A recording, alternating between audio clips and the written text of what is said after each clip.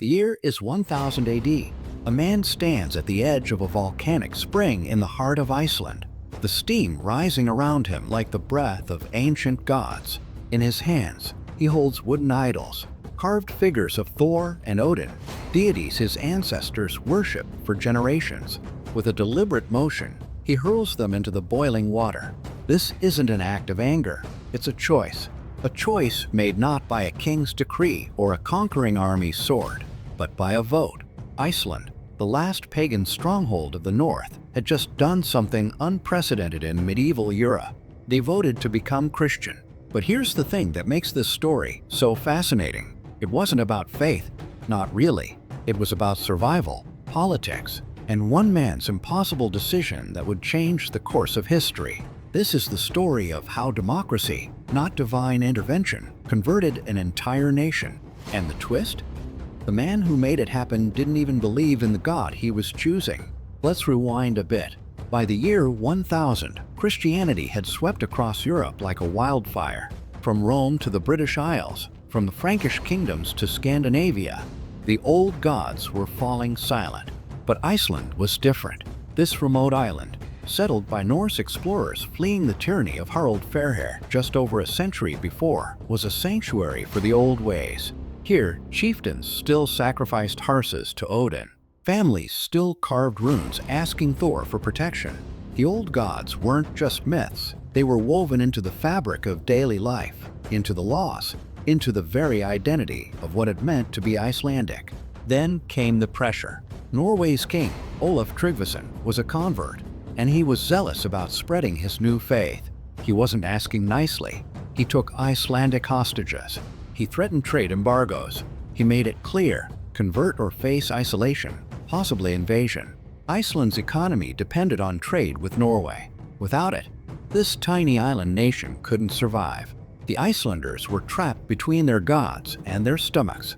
The tension came to a head at the Althing, Iceland's ancient parliament that gathered each summer at Thingvellir, a dramatic rift valley where the North American and Eurasian tectonic plates literally tear the earth apart. It's a place where you can stand with one foot in each hemisphere. And in the year 1000, the Icelanders gathered there to make a choice that would tear their society apart just as dramatically. The Christians and pagans assembled in opposing camps. Tempers flared. Insults were hurled. Some accounts say weapons were drawn. Iceland was on the brink of civil war. For a nation that prided itself on law and order, that had created one of the world's earliest functioning democracies. This was an existential crisis.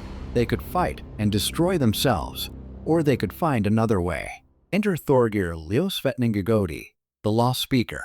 Think of him as Iceland's chief judge and legal authority, the man responsible for reciting the law from memory and settling disputes. But here's the irony that makes this story so compelling. Thorgeir was a pagan, a devout follower of the old gods. Yet both sides agreed to let him decide the fate of Iceland's soul. They trusted him not because of his faith, but because of his wisdom and his commitment to keeping Iceland together. Thorgeir didn't rush the decision.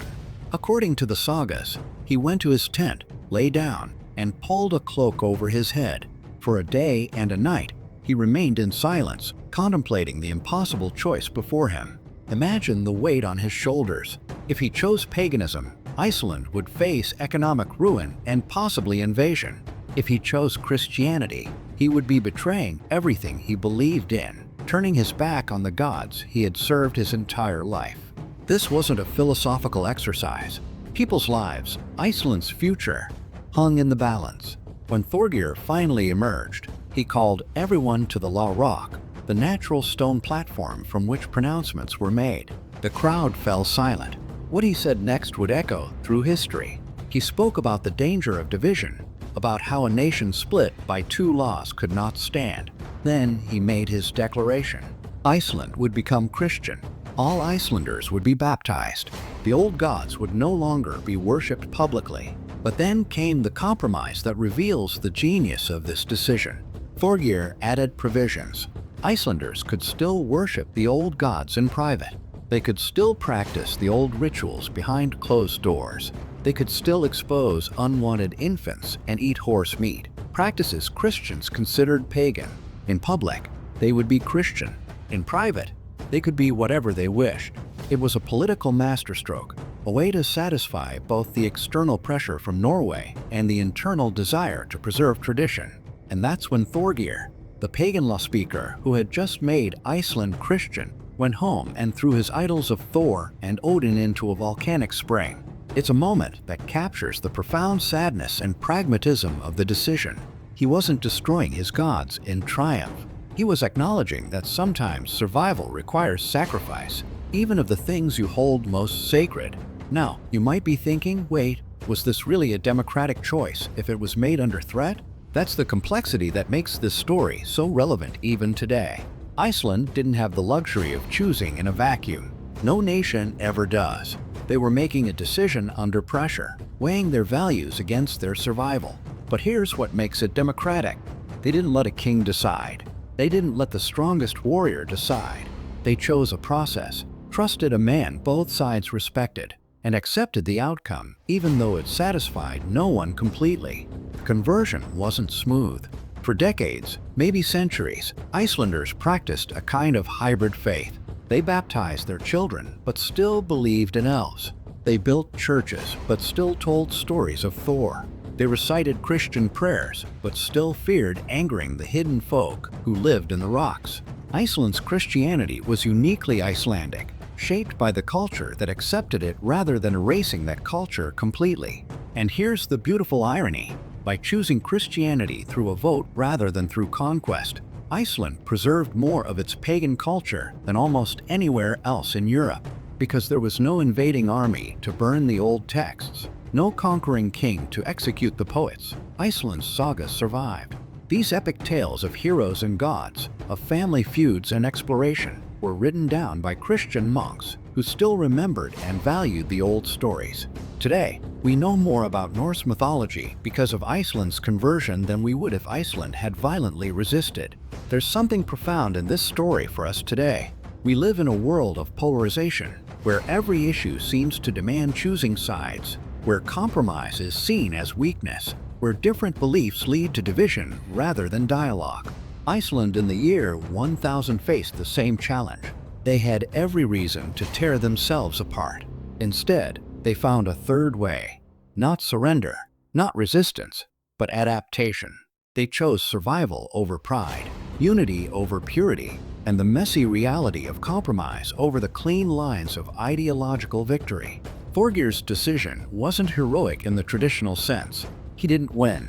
He didn't convert everyone to his way of thinking. He sacrificed his own beliefs for something he saw as more important, the survival of his community. And maybe that's the real lesson here.